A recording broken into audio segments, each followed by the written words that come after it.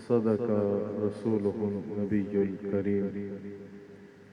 الحمدللہ ہم اللہ تعالیٰ کا شکر ادا کرتے ہیں کہ اللہ تعالیٰ نے رمضان المبارک کے اس مبارک مہینے میں ہمیں یہ 5واں جمعہ نصیب فرمایا جو جمعۃ الوداع ہے۔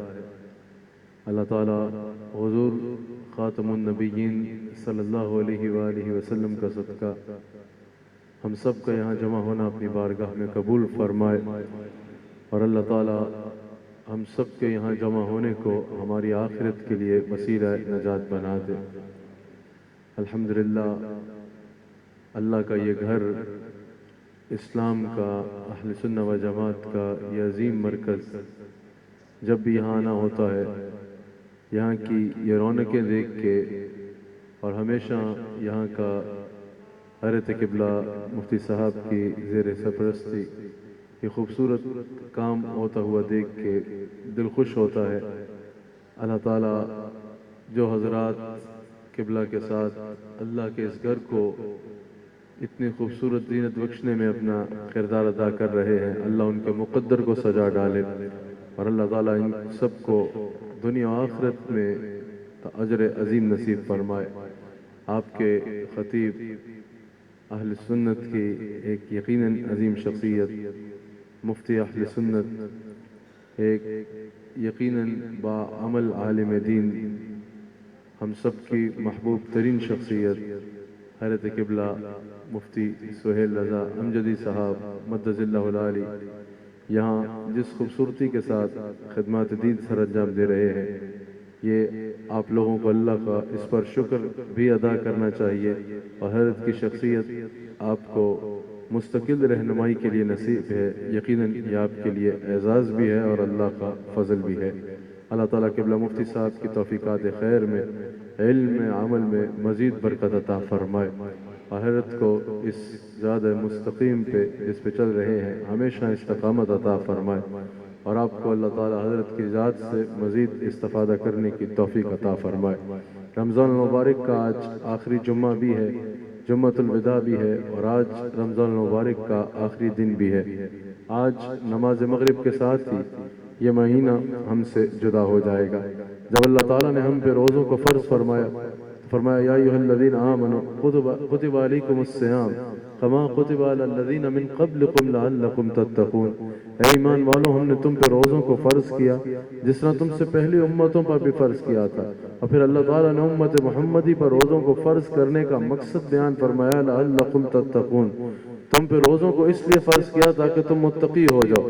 جناب رسول اللہ صلی اللہ علیہ وسلم نے ارشاد فرمایا کہ جس نے جھوٹ بولنا اور جھوٹ پر عمل کرنا نہ چھوڑا، اس کو اللہ تعالیٰ کو اس کے بھوکا یا پیاسا رہنے کی کوئی حاجت نہیں ہے۔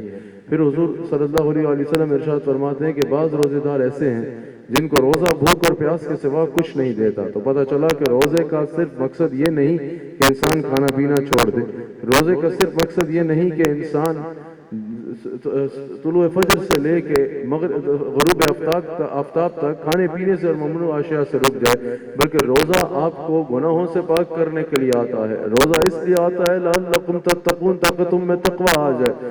روزہ اس لیے آتا ہے تاکہ تم پرہیزگار بن جاؤ، تم میں تقوی آ جائے، متقی بنانے کے لیے رمضان آتا ہے۔ تو آج رمضان کے جدا ہوتے ہوئے رمضان کے آخری دن میں ہمیں اپنے آپ سے سوال کرنا ضروری ہے کہ کیا ہم نے رمضان میں روزے رکھے، یہ تمام اعمال کیے، فقط ایک تہوار کے طور پر رمضان کو گزار دیا، یا اس کے مقصد کو اچیو کرنے کی کوشش کی، اور کوشش کی تو کیا ہم اس میں کامیاب ہوئے یا نہیں ہوئے؟ اللہ اکبر۔ اللہ تعالیٰ قرآن کریم میں ارشاد فرماتا ہے یا ایھا الذین آمنوا، اب اگر ہم اس مقصد پر پہنچنا چاہتے ہیں، لعلکم تتقون کی منزل تک پہنچنا چاہتے ہیں، تو یاد رکھیے گا وہ خالی چند الفاظ کے دعوے کی صورت میں نہیں ہوگی کہ الفاظ میں کہیں کہ ہاں ہمارے میں تقویٰ ہے، ہاں ہم اللہ سے ڈرتے ہیں، ہاں ہمارا یقیناً ہمارے دل میں اللہ کا خوف ہے۔ یقیناً اگر اس مجمع میں یا کسی بھی مجمع میں سوال کیا جائے کہ کون کون اللہ سے ڈرتا ہے، ہاتھ بلند کرے، تو سارا مجمع ہاتھ بلند کرے گا۔ کون ہے جو یہ نہیں کہے گا کہ میں اللہ سے ڈرتا ہوں؟ لیکن رمضان جو لعلکم تتقون جس منزل پہ فائز کرنا چاہتا ہے، وہ خالی زبان کے الفاظ کی حد تک تقویٰ کا دعویٰ نہیں ہے، بلکہ وہ ایسا تقویٰ ہے جو انسان کے عمل میں نظر آئے۔ جس کو اللہ کریم قرآن کریم میں ارشاد فرماتا ہے یا ایھا الذین آمنو، اے ایمان والو، اتقوا اللہ، تقوی اختیار کرو، اللہ سے ڈرو، تقوی اختیار کرو، متقی ہو جاؤ، حق تقاتہ، ایسے جو جیسے اللہ سے ڈرنے کا حق ہے، ایسا تقوی لاؤ، ایسا ڈر اللہ کا دل میں لاؤ، ایسا خوف اللہ کا دل میں لاؤ جیسے اللہ سے ڈرنے کا حق ہے۔ اللہ اکبر۔ اب اللہ سے ڈرنے کا حق کیا ہے، اس کو ہم نے جناب رسول اللہ علیہ السلام کے فرمان سے سمجھنا ہے۔ حضرت ابو ذر رضی اللہ تعالیٰ عنہ نے آقا علیہ السلام سے عرض کی، مشکات میں موجود ہے، اوصنی یا رسول اللہ، یا رسول اللہ صلی اللہ علیہ وسلم مجھے کوئی نصیحت ارشاد فرمائے۔ آقا علیہ السلام نے ارشاد فرمایا کہ تقوی کو اپنے اوپر لازم کر لو، اللہ کے خوف کو اپنے اوپر لازم کر لو، بے شک ہر خیر کی بنیاد تقوی ہے، ہر خیر کی بنیاد اللہ کا خوف ہے۔ اللہ اکبر۔ اب جب اللہ کے خوف کی بات کی جائے، جیسے میں نے کہا یہ خالی زبان کے الفاظ کے دعوے کی حد تک نہ ہو بلکہ یہ انسان کے عمل میں نظر آئے۔ جیسے میں نے کہا سوال کیا جائے کہ کون اللہ سے ڈرتا ہے، تو کون ہے جو نہیں کہے گا کہ ہم اللہ سے ڈرتے ہیں؟ کون ہے جو اس چیز کا دعویٰ نہیں کرے گا کہ ہمیں اللہ کا خوف ہے؟ لیکن پتہ تب چلے گا جب انسان کی زندگی میں اس کا اثر نظر آئے گا۔ رمضان ہمیں سب سے زیادہ درس یہ دیتا ہے کہ اللہ دیکھ رہا ہے۔ سب سے زیادہ رمضان میں جو چیز ہم پریکٹس کرتے ہیں پورے مہینے میں وہ ہوتی ہے اللہ دیکھ رہا ہے۔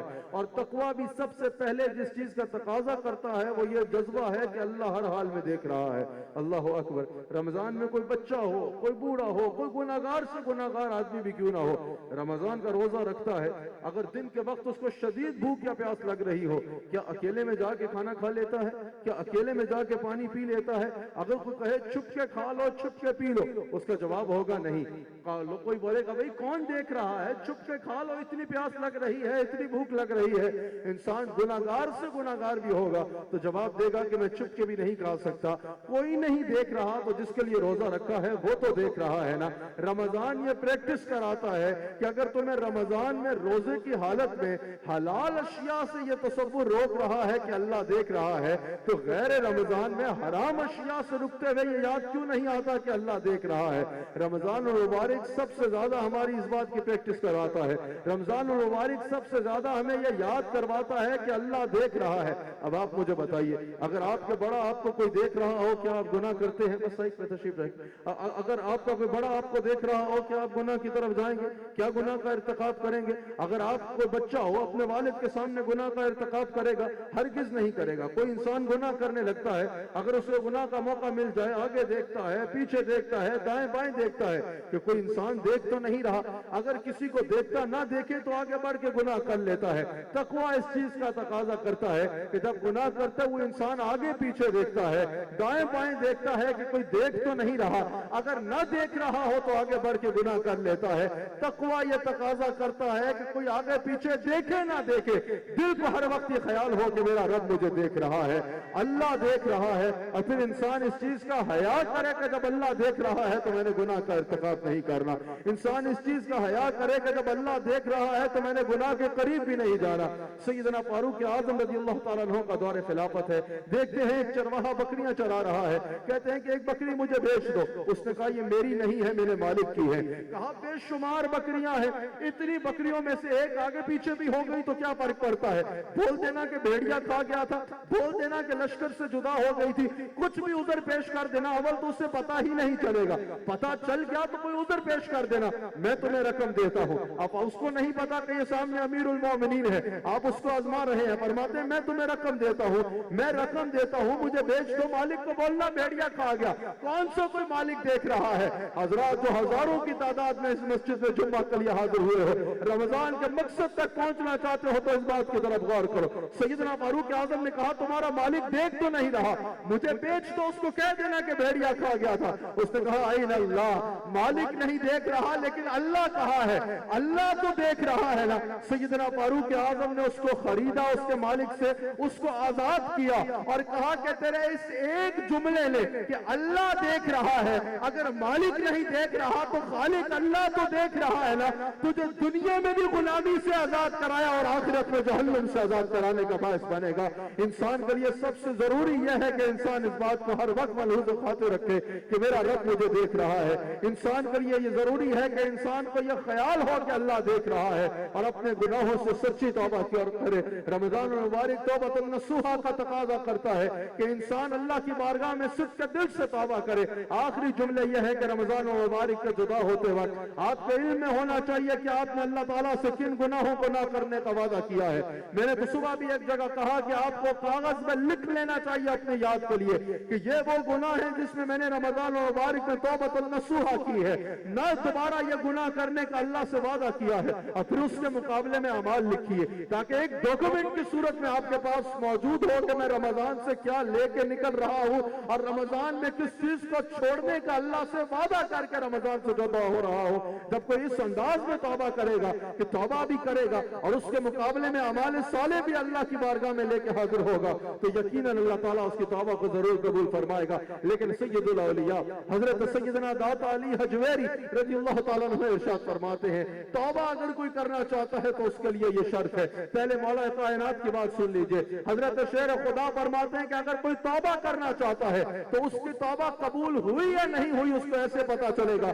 کہ جیسے اس نے اپنے نفس کو گناہ میں مصروف دیکھا تھا، جب وہ اس کو اللہ کی بندگی میں مصروف دیکھے گا تو وہ سمجھ جائے کہ اللہ نے توبہ کو قبول فرما لیا ہے۔ اور حضرت داتا صاحب فرماتے ہیں توبہ کے لیے شرط یہ ہے کہ ایک تو گناہوں کی ندامت دل میں ہو، دوسرا داتا صاحب فرماتے ہیں دو گناہ دوبارہ نہ کرنے کا پکا ارادہ دل میں ہو، تیسرا داتا صاحب فرماتے ہیں جیسے گناہ کا شوق تھا ویسے نیکی کا شوق دل میں آ جائے، چوتھا فرماتے ہیں کہ انسان بار بار اپنے گناہوں سے اللہ کی معافی طلب کرتا رہے۔ جب یہ چار چیزیں انسان اپنے میں دیکھ لے تو وہ اللہ کا شکر کرے اور امید کاملہ رکھے کہ اللہ اس کی توبہ کو قبول فرما چکا ہے۔ اللہ تعالیٰ اس رمضان المبارک کی برکت ہم سب کو نصیب فرمائے۔ اللہ تعالیٰ ہمارے عمل میں جو کوتاہیاں رہ گئی ان کو معاف فرما دے اور اللہ تعالیٰ اپنی شانوں کے مطابق ہم سب کو رمضان المبارک کی برکتیں نصیب فرمائے۔ ہم ان بد نصیبوں میں نہ رہے جو رمضان المبارک جیسے مہینے کے ملنے کے بعد بھی اللہ کی رضا حاصل نہ کر سکے، بلکہ ان خوش نصیبوں میں شمار ہو جائیں کہ جنہوں نے اس رمضان المبارک میں اپنے رب کی رضا کو حاصل کر لیا ہے۔ اللہ تعالیٰ ہمارے ملک کے اوپر اپنا رحم فرمائے، اللہ تعالیٰ پاکستان کی حفاظت فرمائے، اللہ تعالیٰ امت مسلمہ کی حفاظت فرمائے، اللہ تعالیٰ امت مسلمہ کو اتحاد اور اتفاق نصیب فرمائے، اللہ تعالیٰ امت مسلمہ کو دین کی خاطر، حضور کی ناموس کی خاطر، حضور کی ختم نبوت کی خاطر اور امت مسلمہ کی خاطر یکجا ہو کر آواز بلند کرنے کی توفیق عطا فرمائے۔ اللہ تعالیٰ پاکستان کی حفاظت فرمائے۔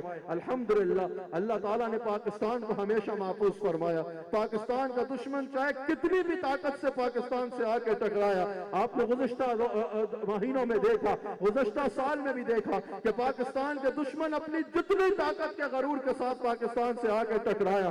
اس نے دیکھا کہ ہمارے بزرگوں نے ایسے ہی نہیں کہا تھا کہ پاکستان کا بننا بھی معجزہ تھا اور اس کا قائم رہنا بھی معجزہ ہوگا۔ ہمارے بزرگوں نے جب پاکستان بنایا تھا تو اس وقت ہمارے اہل سنت کے اکابر نے یہ کہا تھا، قائد اعظم کے ساتھ جب کھڑے ہوئے تھے تو یہ کہا تھا کہ انشاءاللہ دنیا دیکھے گی کہ پاکستان کی مثال صالح علیہ السلام کی اونٹنی کی طرح ہے، جو اس کو مٹانے کے لیے آگے بڑھے گا وہ خود برباد ہو جائے گا۔